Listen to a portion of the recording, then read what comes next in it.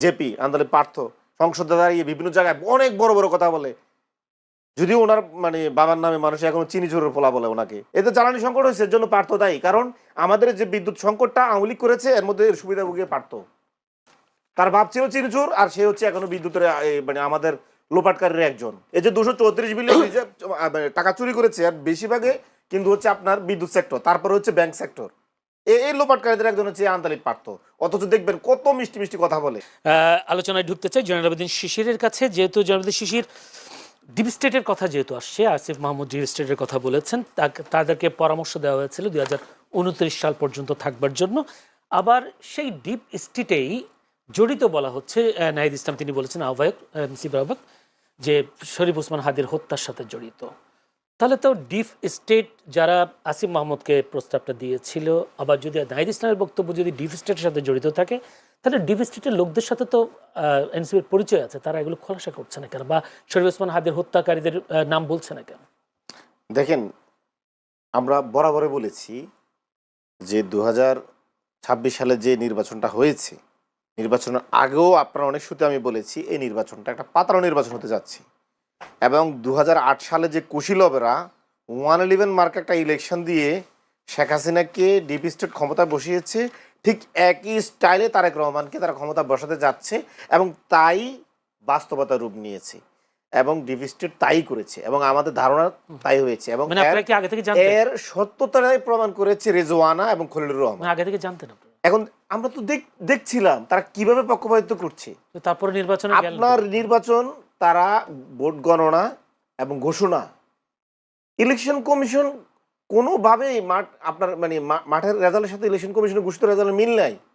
এখনো 51টা আসনে আমরা বলেছি এগুলো ডিপ স্টেট কারসাজি করে আমাদের 51টা আসনে আমাদের জোটকে হারিয়ে দেওয়া হয়েছে। এখানে অভিযোগ আছে, সেটা হচ্ছে ডিপ স্টেট তাহলে জামাত তো ভোট পাওয়ার কথা না, বা এনসিপি এতগুলো আসন পাওয়ার কথা না, ডিপ স্টেটের কারণে এতগুলো ভোট, এত শতাংশ ভোট পেয়েছে, এই অভিযোগটা তো আছে। তো ডিপ স্টেট কাকে ক্ষমতা নিয়ে আসছে? এনসিপি আর জামাতকে ক্ষমতা নিয়ে আসছে। আমরা তো, আর সবচেয়ে বড় জিনিস হচ্ছে যে ডিপ স্টেটকে আমরা ভাঙার চেষ্টা করেছি, তাদের শাস্তির আওতায় নিয়ে আসার চেষ্টা করেছি, যারা 111 ঘটিয়েছে, তারা আমাদের পক্ষে নিবে? তারা কখনোই কি আমাদের পক্ষে ছিল? তারা তো প্রতিনিয়ত আমাদেরকে আমাদের চরিত্র হনন করেছে। একটা প্রশ্ন, ডিপ স্টেট কি আসলে দেশের ভিতরে কেউ নাকি? ডিপ স্টেট তো অবশ্যই দেশের ভিতরে কেউ। যারা 111 প্লেয়ার ছিল তারাই এখন এখানে খেলতেছে। 111 কারা করেছে আপনার কাছে স্পষ্ট, আমার কাছে স্পষ্ট, তারাই করেছে। নাহিদ ইসলামদের কাছে তো আর স্পষ্ট, তার শরীফ ওসমান বলেছে ডিপ স্টেট মানে স্টেটের অংশ, এখানে স্টেটের অংশ, যারা পিছন থেকে আমাদের এই ছুরি মারে সব জায়গায়। এবং আজকে যারা মানবাধিকার কমিশন করতে দিচ্ছে না, যারা গুম কমিশনে ডিস্টার্ব করছে, যারা রাষ্ট্রের সংস্কারে ডিস্টার্ব করছে, তারাই ডিপ স্টেট। এবং তারাই বিভিন্ন জায়গায় আপনারা দেখেন আজকে যে আইসিটি যে আইনটা, টেলিকমিউনিকেশনের যে আইনটা, কারা এগুলো নিয়ে ফাজলামো করছে? তারা রাষ্ট্রের সংস্কার চাচ্ছে না, তারা চাচ্ছে আবার আগের মতন তারা গুম করার জন্য, তারা চাচ্ছে মানবাধিকার লঙ্ঘন করার জন্য। এখন যারা এই মানবাধিকার কমিশন হতে দিচ্ছে না এবং এটা সংশোধনী করে নিজের পক্ষে নিতে চাচ্ছে, তারাই তো ডিপ স্টেট। তারা মন চাচ্ছে সে মানবাধিকার লঙ্ঘন করবে, তার মন চাচ্ছে সে গুম কমিশন মানবে না, সে গুম করবে। অসভ্য একটা জাতির চিন্তা করেন যে 15 বছর গুম ছিলাম আমরা, মানবাধিকার লঙ্ঘনের মধ্যে ছিলাম, এর জন্য আমরা কমিশন করলাম, এগুলো আবার আটকে দিয়েছে। তো আপনি ডিপ স্টেট কারা এখন স্পষ্ট, এগুলো যারা বিরোধিতা করছে তারা ডিপ স্টেট। এখন দেখেন এই যে বিরোধিতা করছে বিষয়টা, হ্যাঁ, বিএনপি তো ডিপ স্টেটকে প্রশ্রয় দিচ্ছে এবং বিএনপির হয়ে তো কাজ করছে, এবং বিএনপি ডিপ স্টেট একটা কোলাবোরেশনের মধ্য দিয়ে তো একটা পাতানো ইলেকশন দিয়ে তারা ক্ষমতা এসেছে। আপনি দেখেন আজকে সংসদে বড় বড় কথা বলে, আধা বিএনপি নেতা, আধা আপনার এই কি জানি করে জেপি আন্দোলন পার্থ সংসদে দাঁড়িয়ে বিভিন্ন জায়গায় অনেক বড় বড় কথা বলে, যদিও ওনার বাবার নামে মানুষ এখনো চিনি চোরের পোলা বলে ওনাকে। আওয়ামী লীগের নেতারাও বলে, বিএনপি নেতারাও বলে চিনি চোরের পোলা পার্থ। সে তো এখন বলে আমরা জুলাই বিরোধী, আমরা 71-এর সংবিধান বিরোধী, অনেক কথা বলে। আমরা কখনো বলি না 71-এর সংবিধান, আমরা বলেছি 72-এর সংবিধান, যে সংবিধান এই দেশে কাঠামোগতভাবে ফ্যাসিস্ট তৈরি করে। অথচ তারা আজকে আমাদেরকে স্পষ্ট এই সংবিধানের ভিতরে ঢুকিয়ে আবার এই ফ্যাসিস্ট কাঠামো টিকে রাখতে চায়। তাদের বিরুদ্ধে কিছু বললেই তারা আমাদের কি বিভিন্ন ট্যাগ দেয়, যে ট্যাগগুলো আগে আমলকৃত, 71-এর পরাজিত শক্তি এই সেই।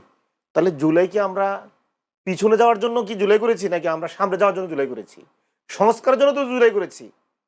আজকে তো এই যে জ্বালানি সংকটের জন্য তো এই চিনি চোরার পোলা আমদানি পার্থ তো দায়ী। আওয়ামী লীগের যে নেতা সিদ্দিকী নাজমুল আলম বলেছে এই পার্থ শেখ হাসিনার থেকে বিদ্যুৎ কেন্দ্র নিচ্ছে, কুইক রেন্টালের এবং শেখ হাসিনা যে বিদ্যুৎ খাতে যে লুটপাট করেছে, পার্থর শ্বশুর ফ্যামিলি, তার শালা, তার শ্বশুর, তার বউ সবাই জড়িত। এ পার্থ জড়িত। এতে জ্বালানি সংকট হয়েছে, এর জন্য পার্থ দায়ী। কারণ আমাদের যে বিদ্যুৎ সংকটটা আওয়ামী লীগ করেছে, এর মধ্যে এর সুবিধাভোগী পার্থ। তার বাপ ছিল চিনিচুর, আর সে হচ্ছে এখনো বিদ্যুতের মানে আমাদের লোপাটকারীর একজন। এবং তার পুরো শ্বশুরবাড়ি থেকে শুরু করে তাকে যদি এখন পাকড়াও করা হয়, এটা হবে দেশের জনগণের জন্য সবচেয়ে কল্যাণকর। কারণ আমাদের ব্যাংক সেক্টর থেকেও কিন্তু বিদ্যুৎ সেক্টরে সবচেয়ে বেশি লোপাট হয়েছে। এই যে 234 বিলিয়ন টাকা চুরি করেছে, আর বেশিরভাগে কিন্তু হচ্ছে আপনার বিদ্যুৎ সেক্টর, তারপরে হচ্ছে ব্যাংক সেক্টর। এই লোপাটকারীদের একজন হচ্ছে আন্তালিক পার্থ। অথচ দেখবেন কত মিষ্টি মিষ্টি কথা বলে।